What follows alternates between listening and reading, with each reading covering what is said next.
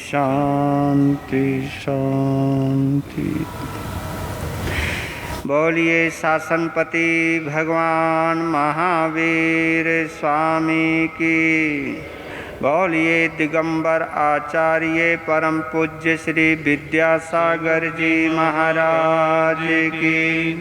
बोलिए मंदिर मार्गी आचार्य श्रीमद विजय वल्लभ सूरीश्वर जी महाराज की। बोलिए स्थानकवासी आचार्य सम्राट पूज्य श्री शिव मुनि जी महाराज की। बोलिए तेरा पंथ आचार्य परम पूज्य श्री महाश्रमण जी महाराज की। बोलिए जैन धर्म की। बोलिए शरमन संघ की।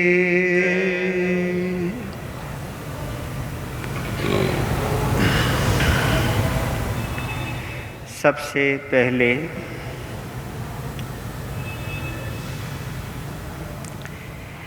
मेरे जीवन निर्माता सद्मार्गदाता सद्गुरुदेव श्री प्रेम सुख जी महाराज साहब के पवित्र पावन चरणों में शत शत वंदन करता हूँ।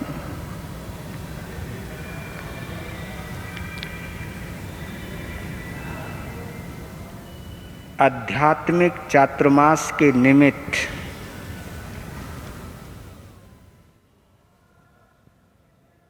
इस गौड़वाड़ भवन में विराजमान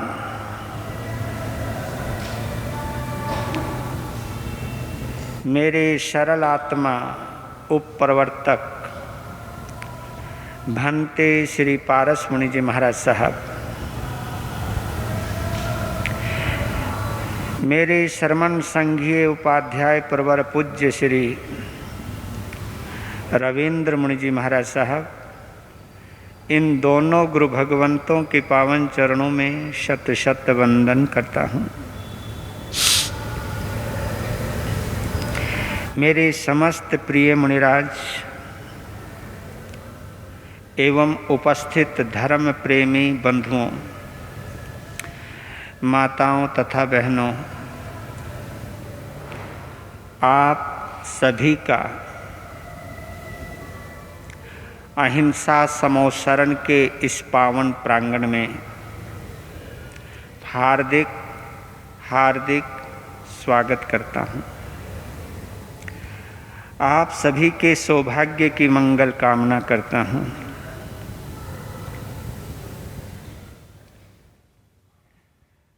आपके ऊपर धर्म और धन का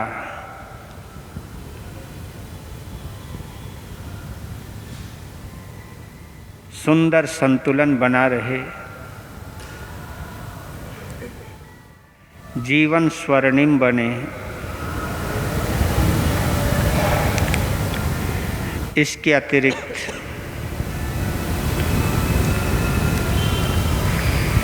शरीर से हम आत्मा की यात्रा कैसे करें,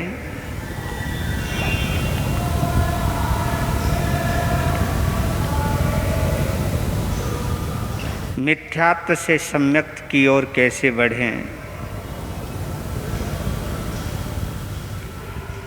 संसार से मुक्ति की यात्रा हम कैसे करें, इन सवालों को जवाब देती हुई ये प्रवचन श्रृंखला आज कुछ कहने से पूर्व एक भक्त की मनोदशा कहूँ या एक भक्त हृदय की पिपासा कहूँ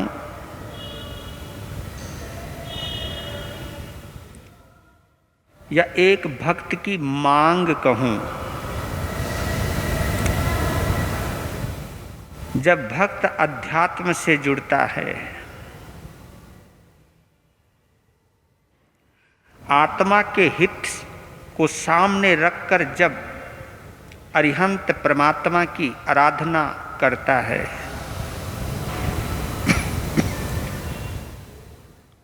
उस वक्त उसकी भाव दशा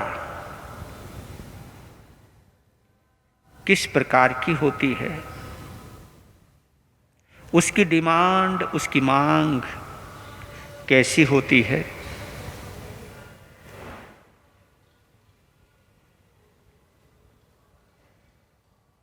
एक प्रार्थना पटु ने बड़ी सुंदर प्रार्थना लिखी है।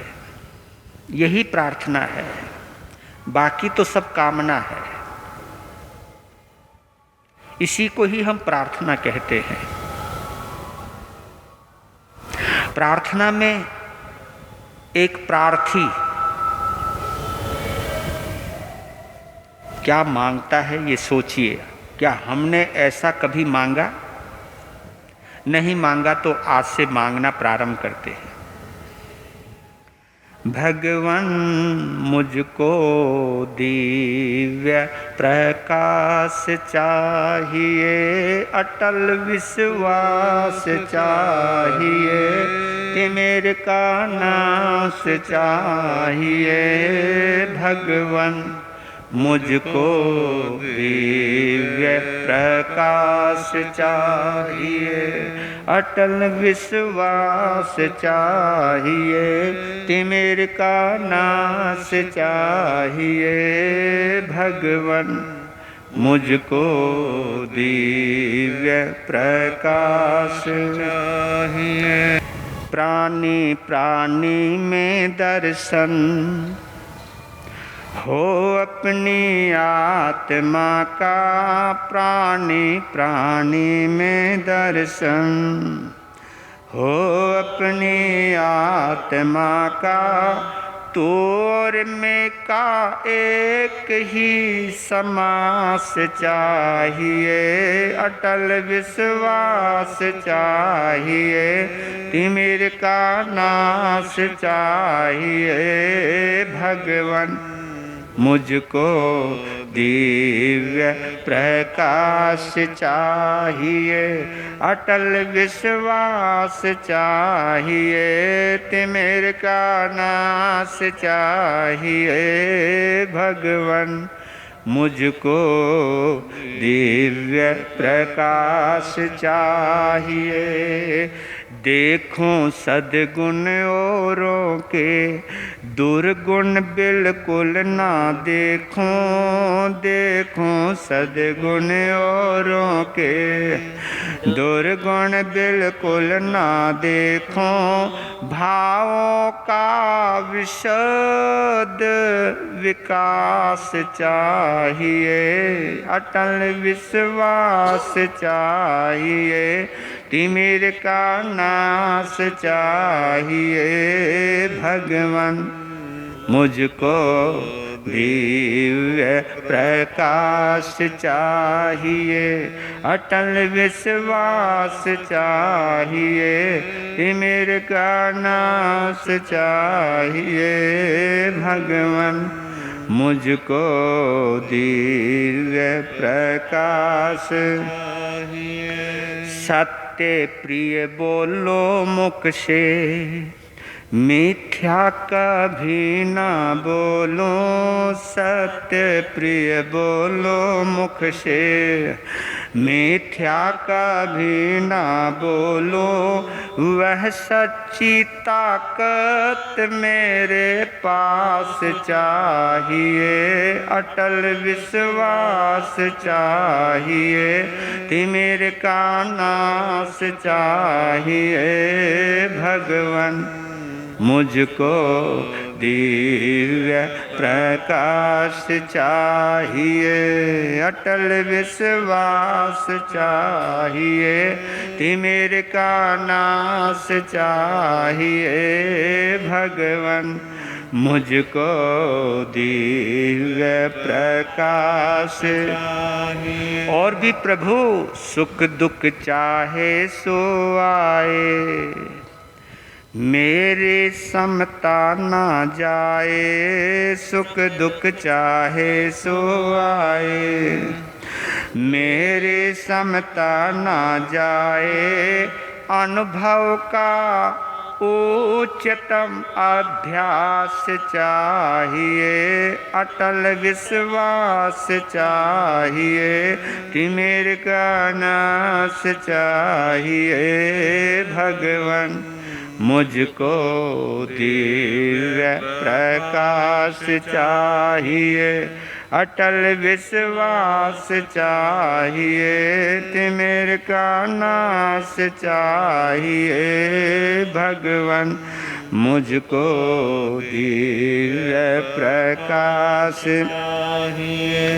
ना बनो मैं क्रोधी मानी, कामी ईर्षालु दंभी। ना बनो मैं क्रोधी माने, कामी ईर्षालु दंभी। पापी विषयों से वृत्ति उदास चाहिए, अटल विश्वास चाहिए, तिमिर का नाश चाहिए। भगवान मुझको दिव्य प्रकाश चाहिए, अटल विश्वास चाहिए, तिमिर का नाश चाहिए।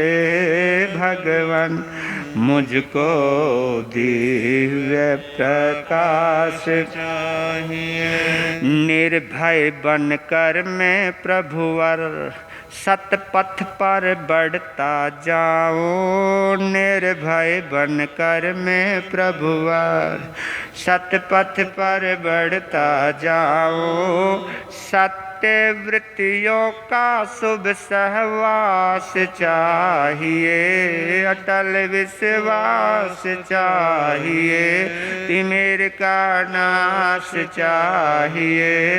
भगवान मुझको दिव्य प्रकाश चाहिए, अटल विश्वास चाहिए, तिमिर का नाश चाहिए। भगवान मुझको दिव्य प्रकाश चाहिए। चंदन के दिल में अब तो यही तड़फ है हरदम। चंदन के दिल में अब तो यही तड़फ है हरदम। सतचित आनंद का उल्लास चाहिए, अटल विश्वास चाहिए, तिमिर का नाश चाहिए। भगवान मुझको दिव्य प्रकाश चाहिए, अटल विश्वास चाहिए, तिमिर का नाश चाहिए। भगवान मुझको दिव्य प्रकाश चाहिए। हे परमात्मा, जिस प्रकाश से आप प्रकाशित हो वही प्रकाश मुझको भी चाहिए। जिस पथ के आप पथिक हो उस पथ पर चढ़ने का साहस चाहिए। जितनी आत्मिक निर्मलता, पावनता, सहजता, सरलता आपके पास है वही मुझे भी चाहिए। जिस प्रकार आपकी आत्मा रूपी सूर्य के ऊपर से सभी प्रकार के बादल छट गए हैं, हट गए हैं, मैं भी उसी निर्मल आत्मा का पिपासु हूं। क्योंकि वीतराग की साधना करने के बाद वीतरागता का रस पीना चाहता हूं। वो घड़ी धन्य होगी, वो पल सुनहरे होंगे जिन पलों में मैं अपने करीब हूँगा। मैं अपने पास हूँगा, क्योंकि अपने पास रहने से, अपने स्वभाव में रहने से ही मैं अपनी आत्मा का विकास कर सकता हूं। प्रभु, जिंदगी में बहुत ढोंग किए हैं मैंने, जिंदगी में बहुत सी धार्मिक क्रियाएं की हैं मैंने, लेकिन वो सभी क्रियाएं काया तक सीमित रह गई। अब मैं उसे दिल की दहलीज पर उतारना चाहता हूं। दिल को समझते हुए, हृदय को अनुभव करते हुए मैं अपने मस्तिष्क से छुटकारा पाना चाहता हूं। और एक बार अगर मैं मस्तिष्क से छुटकारा पा गया, मस्तिष्क, दिमाग यानी संसार, हृदय यानी मंदिर, दिल यानी दरगाह,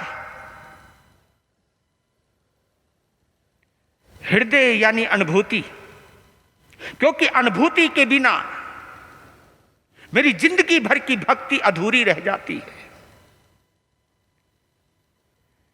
मैं आपकी अनुभूति ही नहीं कर पाता। आपके नाम के बहुत सारे स्तोत्र पढ़े हैं मैंने। मेरी जिंदगी बीत गई है प्रतिक्रमण करते करते, मेरी जिंदगी बीत गई है भक्ताम्र स्तोत्र का पाठ पढ़ते पढ़ते, लेकिन मैं कभी अपनी अंतर आत्मा में आपको नहीं उतार पाया। मैंने सब रटा रटाया बोला है, जो मुझे याद किया वो मैंने दोहराया है, लेकिन मैं तुम्हारा अनुभव नहीं कर पाया। यही मेरी समस्त साधना की निष्फलता है। मैं इसको स्वीकार करता हूं कि दुनिया का एक छोटा सा तूफान मेरे इस भक्ति के दीप को बुझा देता है। मैं इस दीप को अखंड बनाना चाहता हूं, लेकिन बना नहीं पाया। पता नहीं अंतराय आ गई या अंतराय कर्म के प्रभाव से तुम्हारे से अनुरक्ति नहीं रही। बैठता तो मैं भक्ति में हूं, लेकिन आपसे विरक्ति हो गई।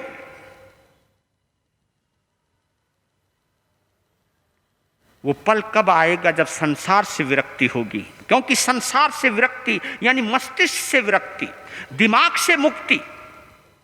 और जब तक हम दिमाग से मुक्त नहीं हो पाएंगे, हम परमात्मा से युक्त नहीं हो पाएंगे। ये प्यास हमें परमात्मा के पास लाती है। ये प्यास हमें अरदास करने के लायक बनाती है।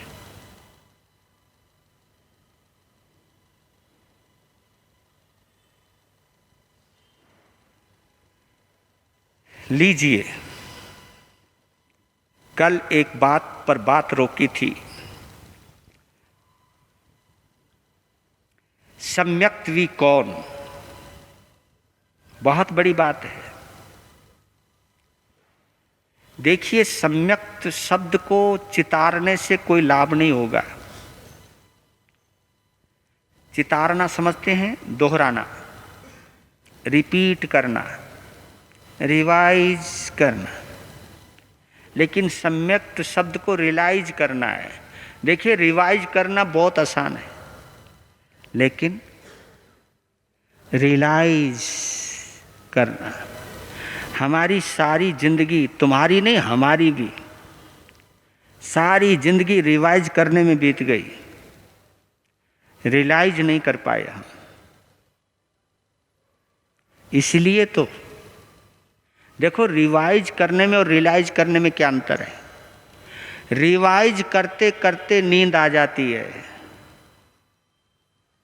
रियलाइज करते करते नींद उड़ जाती है। कोई भी चीज आप रटी रटाई पढ़ रहे हो, कभी भी नींद का झोंका आ सकता है, क्योंकि वो रिपीट हो रहा है। और मैंने तो कभी कभी देखा है आदमी महामंत्र नवकार की माला भी फेरता रहता है और विचार भी चलते रहते हैं। देखो कमाल की बात है। और कई तो कहते कि महाराज जब माला फेरते हैं तो दुनिया भर के विचार, ये केवल मस्तिष्क की एक्टिविटी से ही संभव हो सकता है कि आपका पाठ भी चल रहा है और आप दुनिया की यात्रा भी कर रहे हैं। आप पाठ भी कर रहे हैं और आप बीच बीच में नींद का झोंका भी ले रहे हैं। आप पाठ भी कर रहे हैं, बीच बीच में उबासी भी आ रही है। और कईयों को तो समायक में बहुत उबासी आती है। उबासी नहीं, कई तो उबासी के साथ उदासी भी होती है। उदासी, कभी कभी तो लोग समायक में ऐसे बैठ जाते जैसे किसी के क्रियाक्रम पे आए हो। हाँ, यूं पता नहीं क्या टोटा पड़ गया। ये मुद्राएं हैं। कभी कभी कईयों की मुद्राएं तो बस दीवार के सहारे बैठ जाते हैं, दूसरी दुनिया में चले जाते हैं। समायक चल रही है। नींद अगर आती है तो एक पक्की बात है कि अभी आपका संबंध अंतर से नहीं जुड़ा। आपको समायक में अभी रुचि नहीं है। अरुचि, जिसमें रुचि नहीं होती वहाँ नींद आ जाती है, जिसमें रुचि होती है वहाँ से नींद उड़ जाती है। ये तो साइकोलॉजी भी है, ये तो आप जानते हो, ये मनोविज्ञान है। आप बच्चे को 6 घंटे खेलने को भेज दो, मजाले थक जावे, और उस बच्चे के हाथ में किताब दे दो, मैं पता नहीं क्या मुसीबत दे दी। क्योंकि जहां आपकी रुचि नहीं है वहां बहुत जल्दी बोर हो जाते हो, आप बहुत जल्दी थकावट महसूस करते हो। समायक करते करते अगर उबासी आती है या उदासी आती है या दुनिया का चिंतन आता है, दुनिया की सोच आती है, तो इसका मतलब पक्का है कि अभी आप दिल में तो क्या उतरोगे, अभी तो दिमाग में ही घूम रहे हो। दिमाग भी अपनी सुरक्षा चाहता है, क्योंकि दिमाग के माध्यम से ही हम दुनिया में रह सकते हैं, और दिमाग ने ही हमको दुनिया में खींच के रखा हुआ है। अब कोई बंदा, कोई चाहेगा भाई मेरा बंदा किसी और के पास जावे, दिमाग कभी भी नहीं चाहता बंदा दिल के अंदर जाए, कभी नहीं चाहता। क्योंकि वो चाहता है अगर ये दिल में चला गया तो मेरी तो कीमत खत्म, मेरी तो इज्जत भी खत्म, ये मेरी तरफ मुड़कर भी नहीं देखेगा। क्योंकि एक बार ये दिल में डुबकी लगा गया, वहां के आनंद का अगर एक बार इसने अनुभव कर लिया, उस तरंग का, उस तरन्नुम का अगर एक बार भी अनुभूति कर ली, तो फिर वो वहीं जाने के लिए बार बार तड़फेगा, मुझसे छुटकारा पाने की कोशिश करेगा। उसके दिमाग में भी ये बात आएगी कि मैं अपने दिमाग की वजह से इस दलदल में फंसा हूं। दिमाग तो दलदल है और दिल तो कमल है। महसूस करना, दिमाग से फ्री हो जाओ तो दिमाग रहेगा आपके पास, लेकिन दिल का कमल उस कीचड़ में भी खिलेगा। क्योंकि महापुरुष कोई बाहर से नहीं आए, वो भी इसी संसार में रहे हैं। उन्होंने भी हमारी तुम्हारी तरह जन्म लिया है। उनका भी यही शरीर था, औदारिक शरीर था, कोई और स्पेशलिटी नहीं है ज़्यादा, पर लेकिन कुछ किया है उन्होंने, अद्भुत किया है। संसार से विदा होना है, संसार से मुक्त होना है, तो हृदय तक पहुंचे हैं, हृदय से आत्मा तक पहुंचे हैं। तो उसको पहुंचाने के लिए ये सब हम प्रयास करते, समायक, सत्संग, स्वाध्याय। सम्यक्त्वी कौन? सीधी बातें कि जिसके दिल में दया हो, पता लग जाता है, जिसके दिल में दया हो, और दया होती ही दिल में है, बोल देते हैं, जिसके दिल में दया हो वाणी में माधुर्य हो,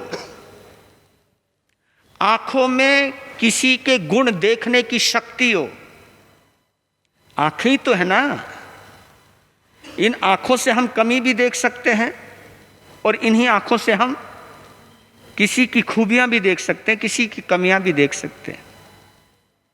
लेकिन जो सम्यक्त्वी होता है वो किसी की कमी देख ही नहीं सकता, एक लक्षण है उसका ये, वो खूबियां ही देखता है। आप विचार करो ना, इसके लिए दो प्रतीक बतलाए गए।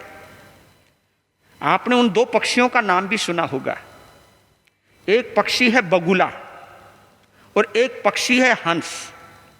दोनों ही जलचर हैं, दोनों ही जल में रहते हैं, सरोवर के जीव हैं। और आप ये महसूस करेंगे दोनों की अपनी अपनी नज़र है, दोनों की अपनी अपनी तलाश है, दोनों की अपनी अपनी खासियतें हैं, अपनी विशेषताएं हैं। देखिए, उसी सरोवर में मोती भी है और उसी सरोवर में मछली भी है। उसी सरोवर में मोती भी हैं और उसी सरोवर में मछली भी हैं। लेकिन अचरज तो तब हुआ जब बगुले को मोती नजर नहीं आया और हंस को मछली नजर नहीं आई। क्यों नजर नहीं आई? क्योंकि वहां उसकी सोच ही नहीं है, वहां उसकी सोच ही नहीं है। इसलिए मछली भी वही है, मोती भी वही है, लेकिन हंस को मोती के अलावा कुछ भी नजर नहीं आता और बगुले को मछली के अलावा कुछ नजर नहीं आता। क्योंकि जिसकी जहां रुचि है उसको वो नजर आ जाता है। इसलिए हमारा जो जैन धर्म है वो दृष्टि के ऊपर टिका हुआ है। दृष्टि यानी नजर से ही प्रारंभ होता है ये हमारा धर्म। सम्यक दृष्टि ज्ञान चरित्र, सम्यक दर्शन ज्ञान चरित्राणि मोक्ष मार्ग है। तत्वार्थ सूत्र का पहला ही वक्तव्य है ये, सम्यक दर्शन ज्ञान चरित्राणि मोक्ष मार्ग है। हमारा जो धर्म है दृष्टि के ऊपर टिका हुआ है, आपकी नजर के ऊपर टिका हुआ है। आपकी नजर ही बता देती है कि आप अंदर से कैसे हो, आपकी सोच ही बता देती है कि आप अंदर से कैसे हो। किसी को बताने की जरूरत नहीं, अपने आप को जानने के लिए किसी किताब को पढ़ने की जरूरत नहीं है। आप महसूस कर सकते हो उस चीज को, आप जानते हो अपने आप को कि मैं कैसा हूं, मेरी सोच कैसी है, मेरी राय कैसी है, मेरी दृष्टि कैसी है, ये आप भी जानते हो और मैं भी जानता हूं। वो तो कभी कभी हम नजर बुरी होने का होते हुए भी अच्छी नजर का ढोंग रच लेते हैं और ये हमें भी पता मैं ढोंग रच रहा हूं, ये हमें भी अच्छी तरह ज्ञात, क्योंकि आप अपने आप को जानते हो।